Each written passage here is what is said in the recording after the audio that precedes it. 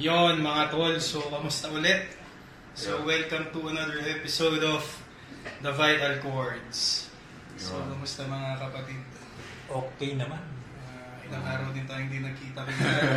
Napakalamig dito sa... Napakalamig din sa Papsis. Papsis. Papsis, no? Saan na nga itong Papsis? Dito sa may Qualimed, Healthway, San Jose del Monte, Bulacan. Tapos yung isang branch. Sa may Zaparte Village, sa may Quezon City. So ayun yung main. Yes, yung HQ. Pag tawagan namin siya HQ kasi parang 3-in-1 siya. So cafe, bike shop, and rehearsal studio, and recording studio. Actually 4-in-1. Actually ito HQ din to Doc eh. Papsis HQ, Healthway Qualimed. Healthway Qualimed. HQ din. So Doc, ikaw, kamusta? Kamusta ang... Okay naman. Ayun. Busy rin sa mga clinic. Last time, Doc, so pinagpakilala tayo. Pakilala tayo isa. So this time naman, siguro yung ilang nanonood din sa atin or yung mga manonood, siguro may mga tanong sila, paano nyo sinisimulan yung araw nyo as ikaw as musician, ikaw as doctor, or financial advisor, tama? So ako din. So paano yung setup? Ako usually, Pag-intermediate question lang. Dahil bagong airpods ako, papakain naman ng bata. Yun talaga yung tawa ko actually. Yun yung hiningi kong, well, hindi hiningi, parang yun yung automatic na ginagawa ko para sa mag-ina ko. Ako yung umako ng pagkagising ng baby, akong papakain kahit puwet ako. Gusto ko maging siya. Kasi, hindi. Pero before nung wala pa akong baby, active ako sa biking talaga. Lalo ng pandemic. Kung pre-pandemic, jogging, workout, pag morning, yung talagang routine ko bago mag-start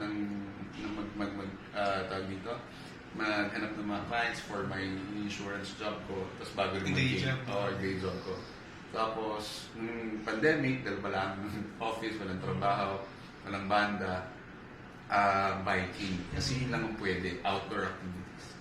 Then, lumabas yung baby after, post-pandemic, yun na.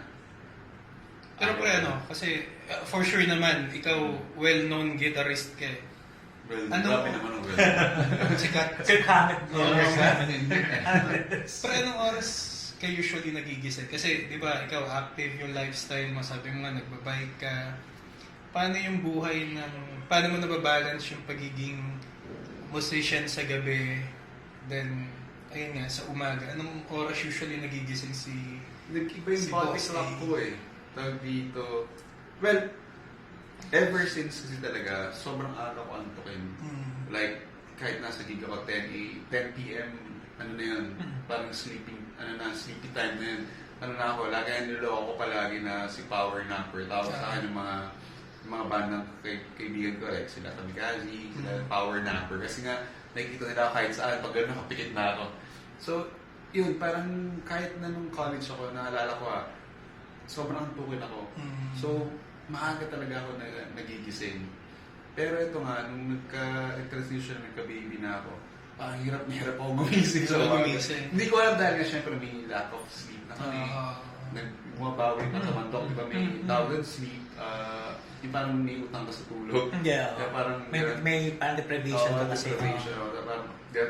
Parang gano'n, parang bumabawi yung katawan. Kahit maaga ako nakatulog, parang hindi pa rin ako natulog. So yun lang yung changes na nakita ko. Ngayon, hirap akong gumising ng maaga. Pero nagigising ako sa umaga, pero ayaw bumaga ng katawan ko. Gano'n. Wala kang bisyo eh, no? Wala, for like 2009.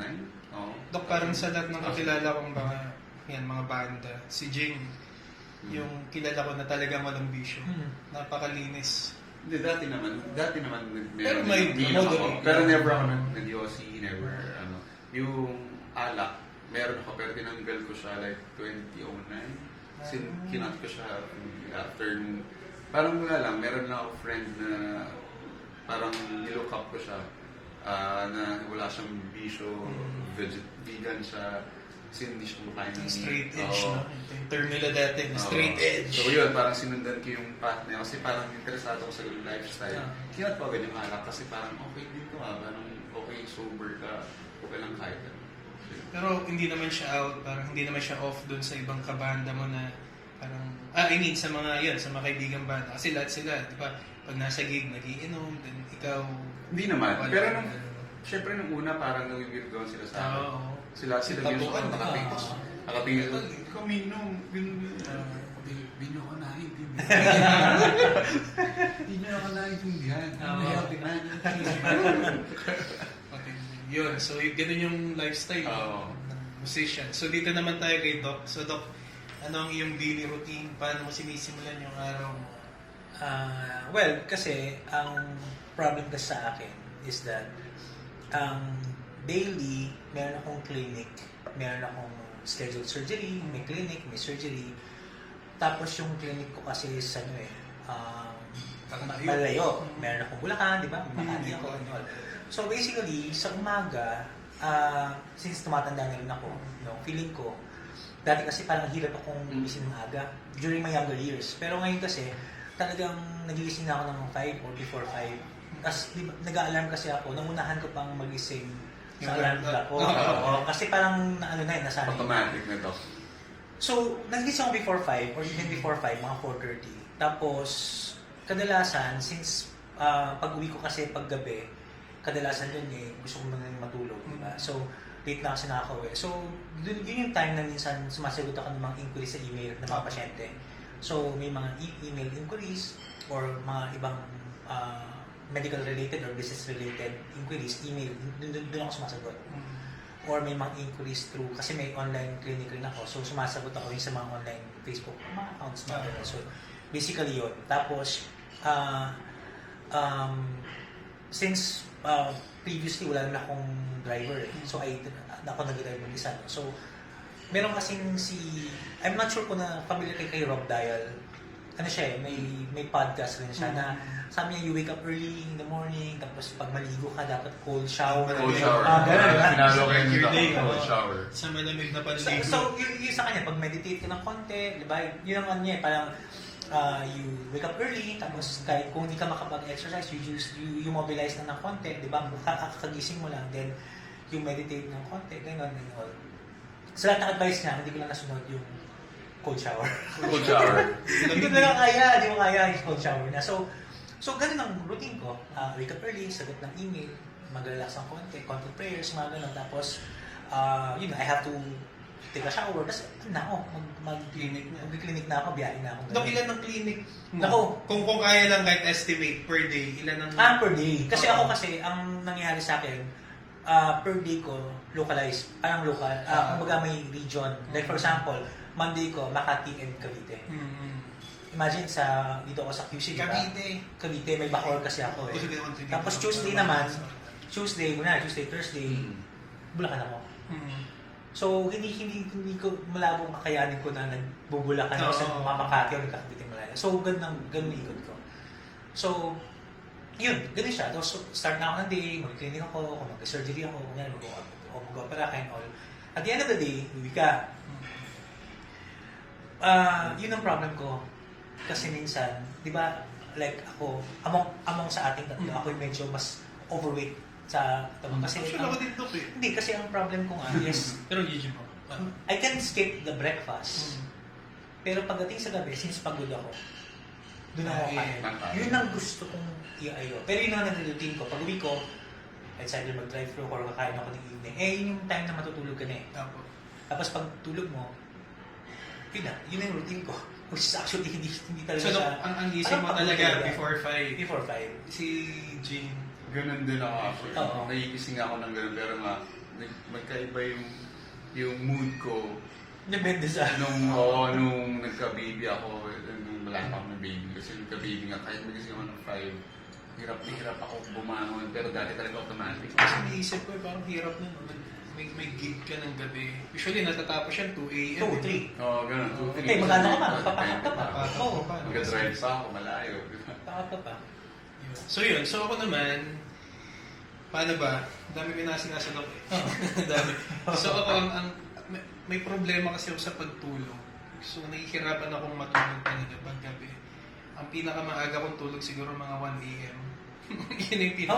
Yun yung late siya. Pero for me, yun na yung talagang lalim ng tulog. So, or minsan, mga 12, yan. So, nag-try ako mag-melatonin eh. So, sabi nila effective. So, try ko, nakakatulog naman ako. So, Doc, so yun nga. So, napag-usapan natin yung mga lifestyle. So, last episode, parang na-mention natin, abangan nila yung episode natin ngayon about erectile dysfunction. In the young. In the young. So, yun, sakto yung bell, oh. So, so, Doc, paano ba natin sisimulan? So, may... Anong cause? Anong Okay. Pero, Doc, may mga kaibigan ka ba na hindi naman natin sasabihin yung pangalan? Pero parang, Shout out! Shout out! Shout out kay pare na, no? Kaya manood ka rito kasi importante ito, malalaman mo bakit gram na gano'n. Hindi. bakit hindi na tumatayo si Oo, si Junjun. Junjun. Eh, yung term ng lahat eh. Hiker Junjun. Pero at least ngayon Junjun na. Kasi mula nung bata ko, ang term doon si Bird. Hindi. Kung 90s ka, Manoy. Manoy. Oo. Junjun na mga tayo. Yung generation. Your generation.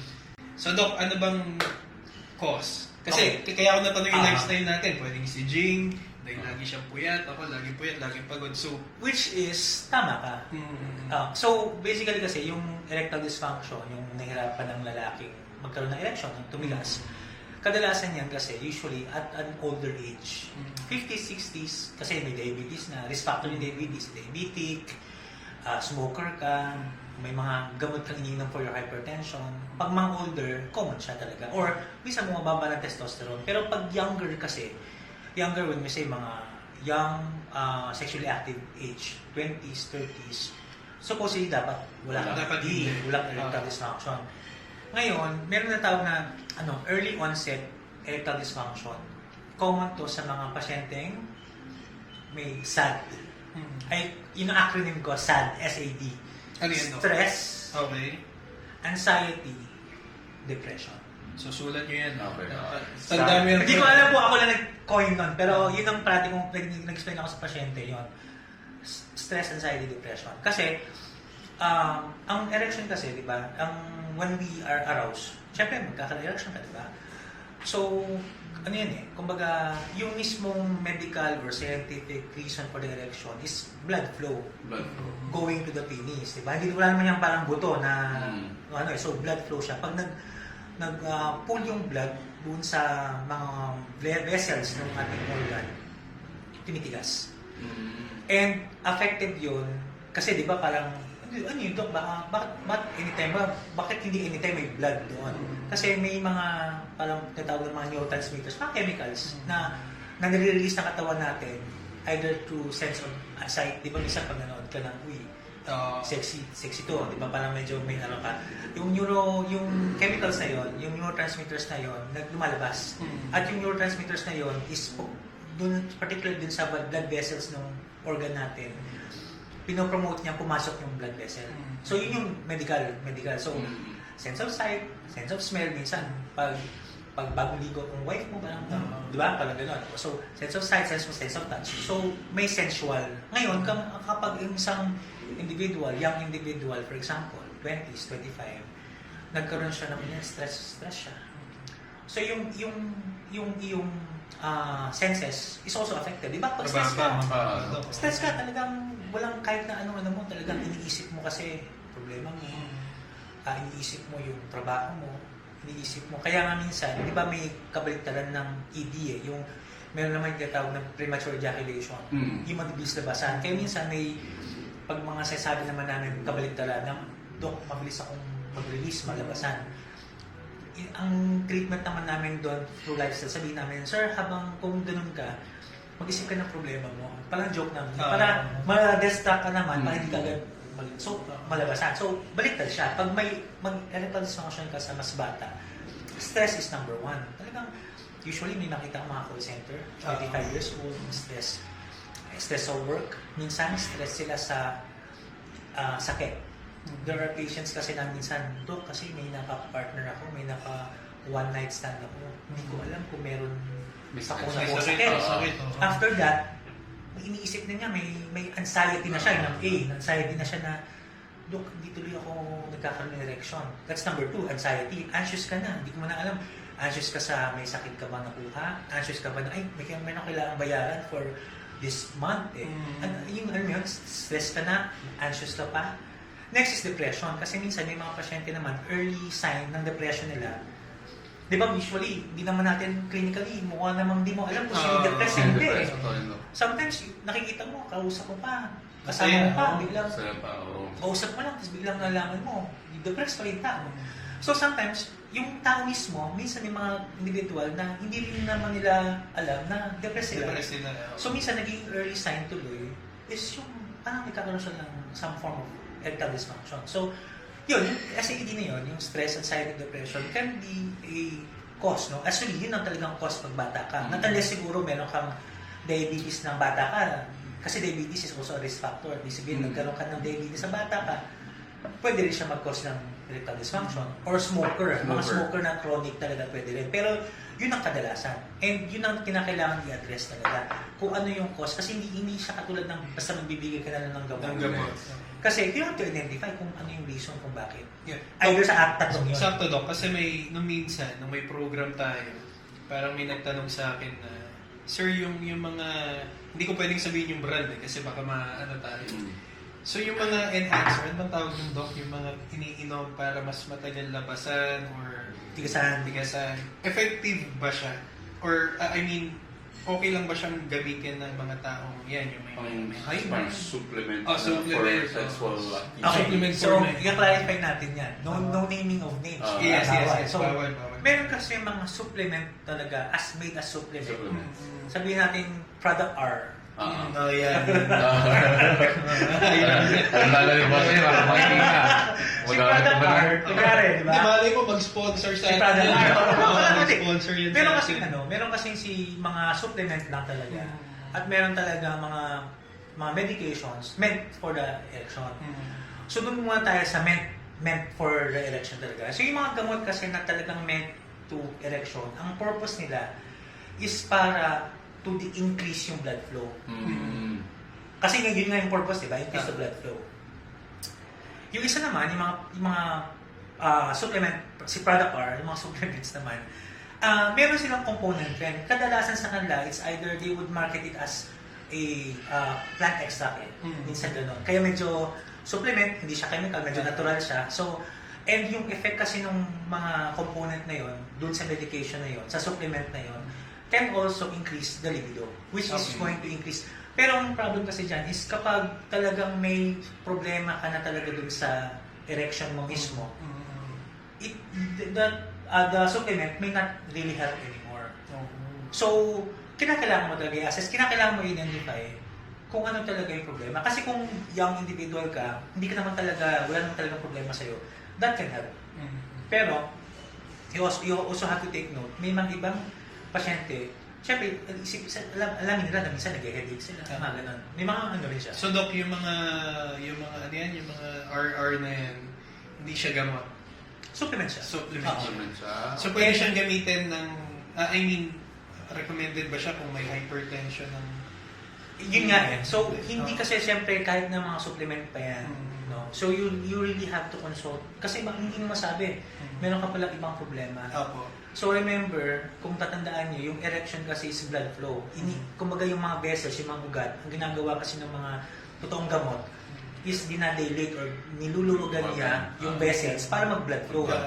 So, kaya yung mga pasyente, for example, na umiinom na ng mga gamot for the heart, para lumuwag yung vessels, bawal uminom rin nun kasi pwede maka-affect sa kanila. So, you really have to assess. Kaya dapat ang advice ko dyan sa mga pasyente, no, mga viewers natin, kapag meron silang concern regarding anything that you take, siguro mas maganda mag-consult ka sa mga doctors nyo para lang sigurado ka.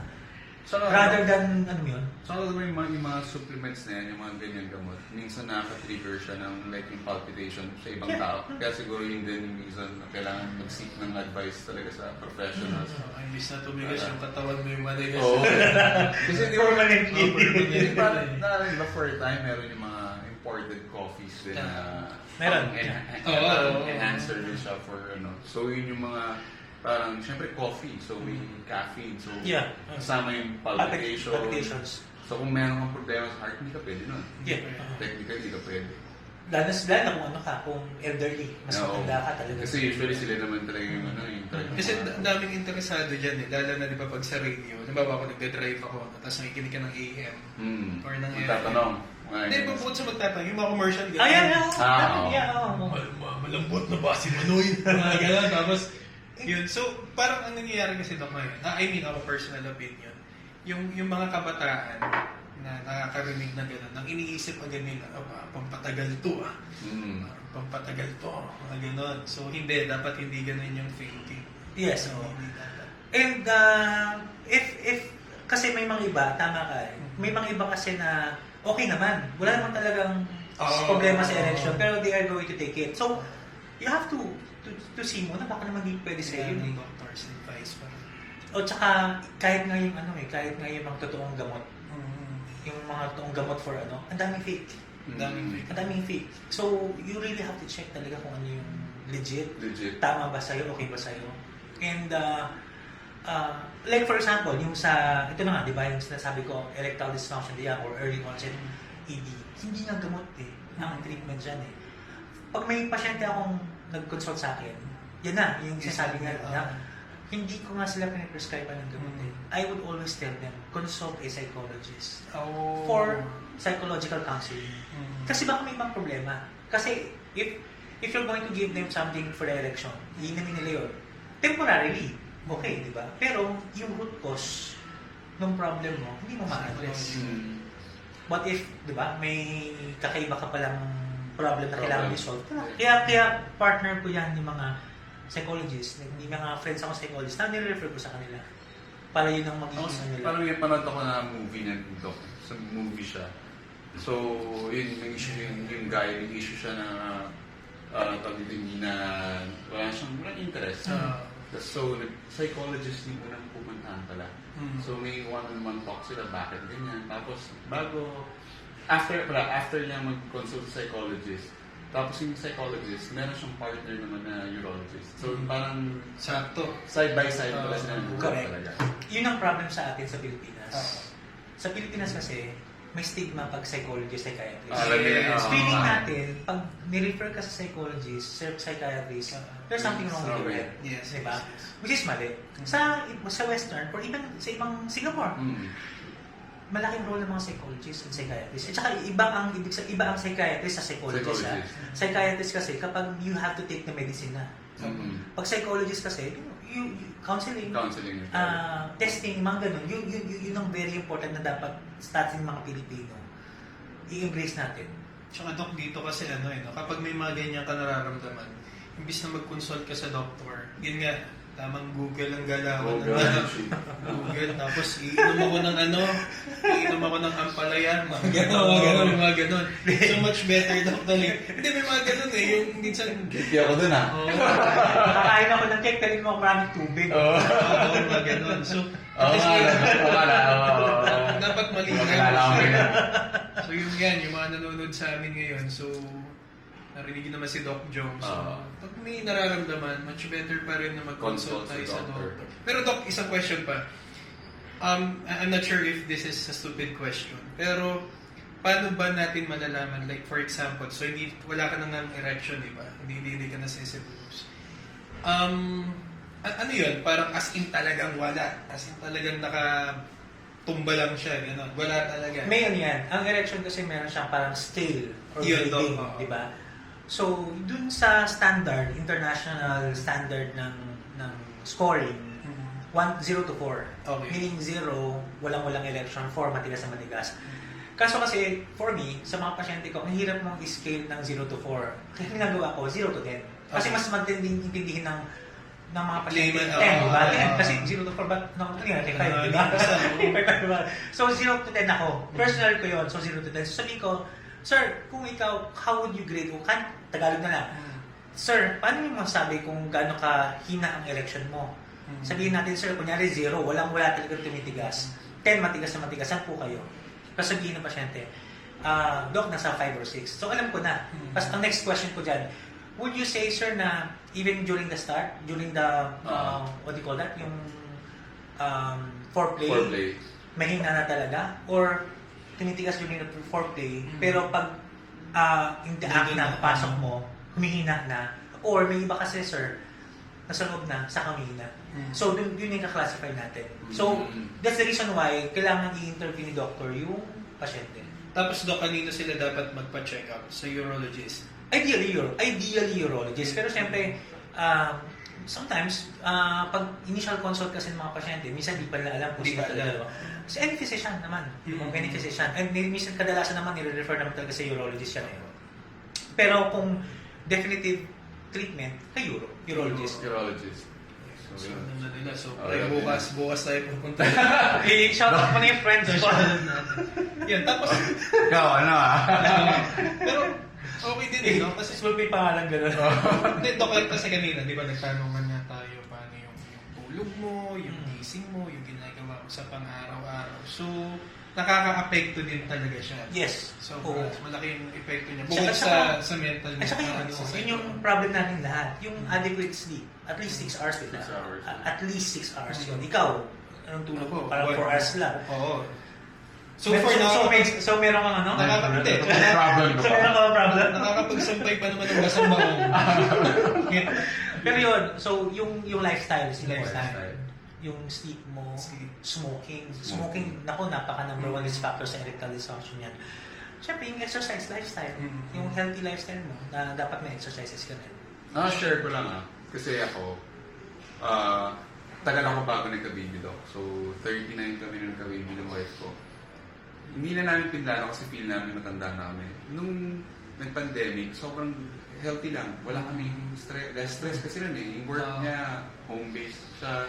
Tapos ako, hindi ako lumalabas. Walang Ako, gig, walang walang gig. gig. Bike lang ako ng bike. Nagka-baby kami. Oo, di ba? Hindi, kasi nga, healthy lifestyle. So, malaking factor yung yung puyat. Tingin ko lang, nag-contribution ng puyat, ng stress kayo sa environment. And ang time nun, pati air, ang ganda ng hangin natin, walang sasakyan. Hindi mo nang mabiyahe masyado kasi na pandemic, hindi pa lang sasakyan. So, lahat maayos. Pati yung community nyo, hindi magulo. Bawal lumabas, walang maingay. Oo, tahimik nun, no? Tahimik. During pandemic, no? So yun nga to. So parang magigets ko ngayon na ang laking factor ng lifestyle sa health condition ng Yeah. individual.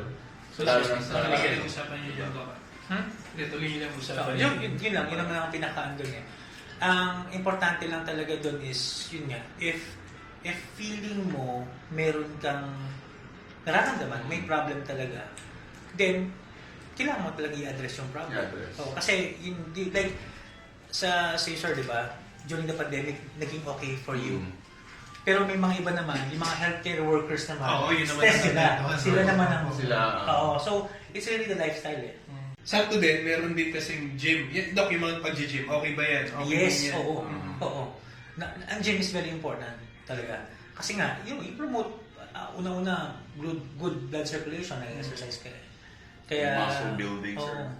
Shoutout sa Extreme Gym. Baka naman.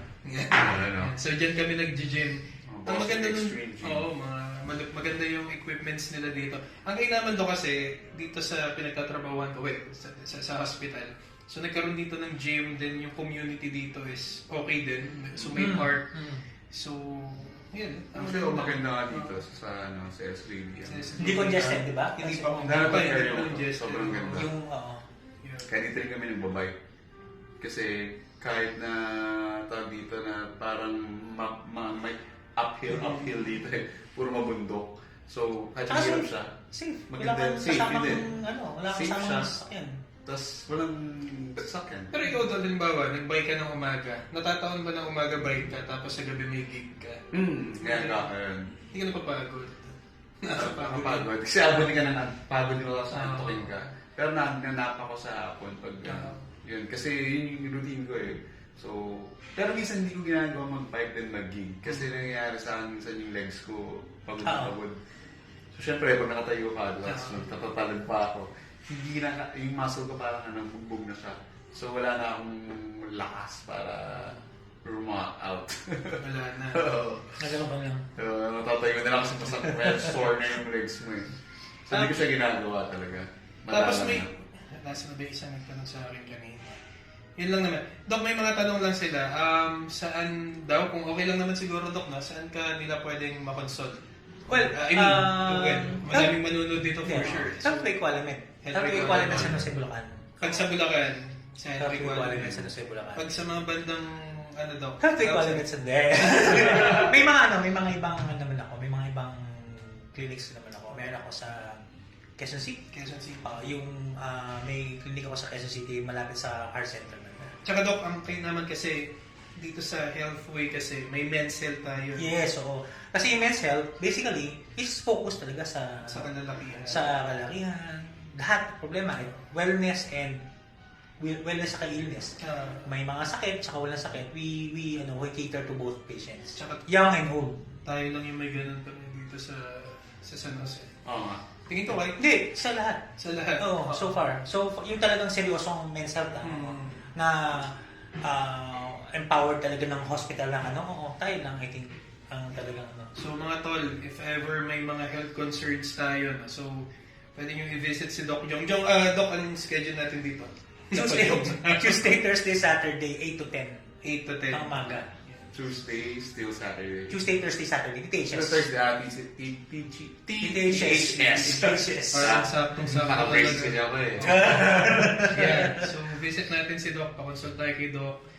Then sa mga gustong mag-bike, pre, baka may Ayun, bike mga ka na, mag-gig. gustong mag-bike at mag-build ng bike sa Tapsis HQ sa Mesa Barte. May shop kami doon ng mga gusto niyong frames, pwede mag-build doon. Ako yun, di ba? Ako yung isang... Tapos, si Doc kasi influential din. Ang baka yung episode namin na magbabike kami ni Doc dito sa San Jose del Monte. Papakita namin yung mga magandang spots dito. Sama si Boss Lay. Yeah. Ako siguro, habang nagbabike kayo, abangan ko kayo dito. Yan. So, yun. So, wala ba kayong ipa-plug na kung ano man? Wala na. Nasabi naman natin lahat. So yun, check out nilang din yung Popsies San Jose del Monte, Bulacan. And HQ.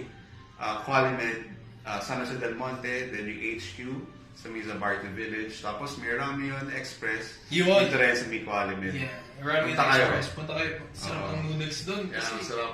Oo. gawang ano yun eh. Gawang Korea. Saipan. Gawang Korea. Yun. Then si Doc, any Wala naman. last, Well, yun nga. Kung ang advice naman dyan is healthy lifestyle, no smoking, ba usually naman. Pero yun nga, if meron kayong nararamdaman, you really have to consult your doctor. Huwag niyo itago kasi the earlier kang matignan, mas ma-treat na mas maaga. No complications, diba? Kaysa naman mag-eksperimento ka, kuha ka ng dahon ng bayabas. Diba? Hindi. Kasi, minsan kasi, hindi lahat na nasa internet is factual. Tama, yun. Diba? So, you really have to consult. Tsaka every individual ibibing response Correct, ng oo, katawan. oo. So merong nag-work sa kanila yung herbal, merong hindi nag-work. Yeah. yung herbal. So, you really have to consult. Kaya tanong mo talaga Puros Google, no? Google. Well, okay lang naman, pero kailangan mo pa rin ng advice ng doctor.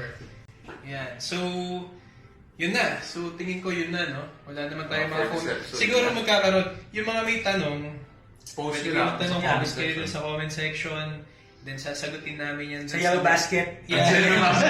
Magbibenta kami ng magbibenta kami ng mga pampapogi, mga pampagaling mag-gitara. Yun. Okay, so, again, salamat ulit sa panonood. Kung may time, pakishare din yung page namin, tsaka yung YouTube channel namin.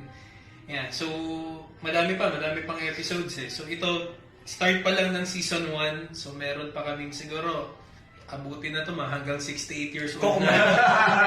Coco Martin. Parang ang probinsyano or batang Quiapo. Ano tayo, ang batang... San Jose. San Jose. Batang Qualimed. Batang Qualimed, yan. Headway, batang Headway. Yun, so, again, maraming salamat. Ako si Leo. Si Ariel. Doc Jong. At salamat sa panonood ng The Vital Cohorts.